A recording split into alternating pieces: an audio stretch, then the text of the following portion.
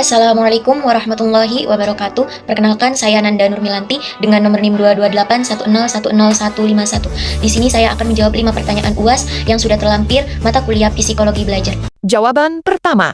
Teori ini itu menekankan pada perubahan sebuah perilaku sebagai hasil dari stimulus dan respons. Dalam konteks pembelajaran ini, teori ini itu diaplikasikan secara hal positif dan negatif, serta hukuman untuk membentuk perilaku siswa yang diinginkan. Nah, cara penerapannya itu bagaimana? Yang pertama itu kita bisa menggunakan dalam metode drill and praktek. Nah, metode drill and praktek ini, siswa di sini itu dituntut untuk melakukan pengulangan materi. Agar apa? Agar siswa ini mampu menguasai seluruh keterampilan atau materi yang diberikan oleh pendidik. Yang kedua itu bisa dengan reward dan punishment. Jadi, guru ini memberikan pujian atau hadiah kepada siswa yang mampu menjawab soal yang diberikan oleh pendidik. Dan begitupun sebaliknya, jika siswa itu tidak mampu menjawab pertanyaan yang diberikan oleh pendidik, maka siswa itu akan diberikan hukuman atau punishment, tapi secara ringan saja. Dan yang terakhir itu ada dengan pembelajaran langsung. Jadi di sini itu pendidik itu memberikan materi dengan instruksi yang jelas. Lalu siswa ini mengikuti sesuai arahan yang diberikan oleh pendidik tadi. Agar apa? Agar membentuk suatu kebiasaan belajar tertentu. Jawaban kedua. Peran skemata dalam proses belajar kognitif. Skemata itu suatu kerangka pengetahuan yang dimiliki oleh individu dan digunakan untuk memahami informasi baru. Dalam proses belajar kognitif ini, skemata ini membantu untuk menghubungkan informasi baru dengan pengetahuan yang sudah ada sebelumnya. Contohnya seperti ini.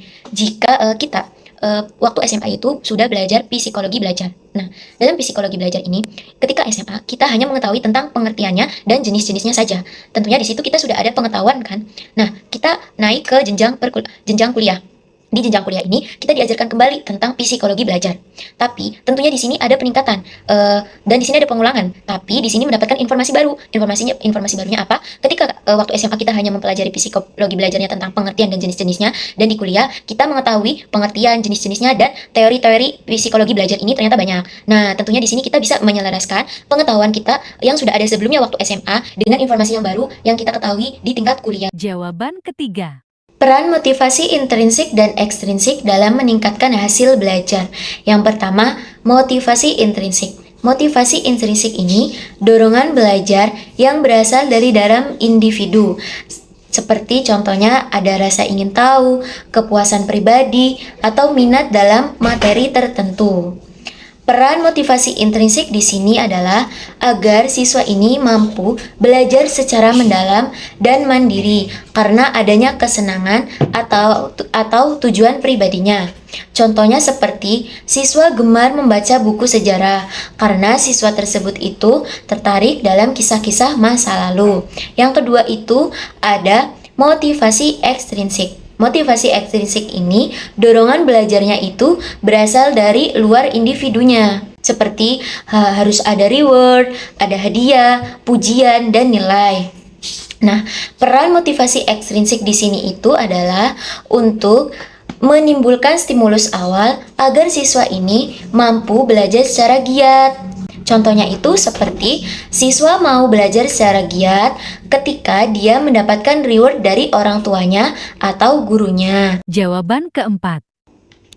Dalam kasus ini, tentunya bisa jadi siswa ini tidak memiliki skema atau pengetahuan dasar dalam memahami informasi baru. Tentunya dalam hal ini itu sering terjadi karena dipacu oleh yang pertama, mungkin materinya itu terlalu sulit dan jauh dari pengalaman siswanya.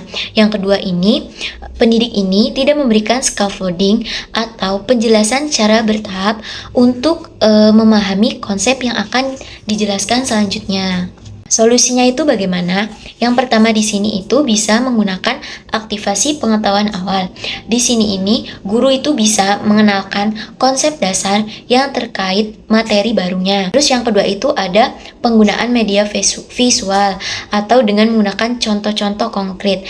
Jadi siswa ini dapat menghubungkan materi yang sudah ada dengan contoh-contoh realita. Terus yang ketiga ini scaffolding.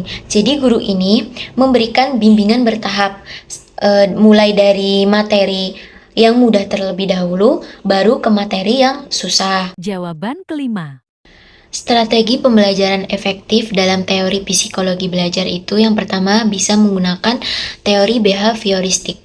Nah, teori behavioristik ini melakukan latihan secara berulang kali dengan memastikan siswa ini mampu atau sudah menguasai seluruh materi atau keterampilan yang diberikan oleh pendidik.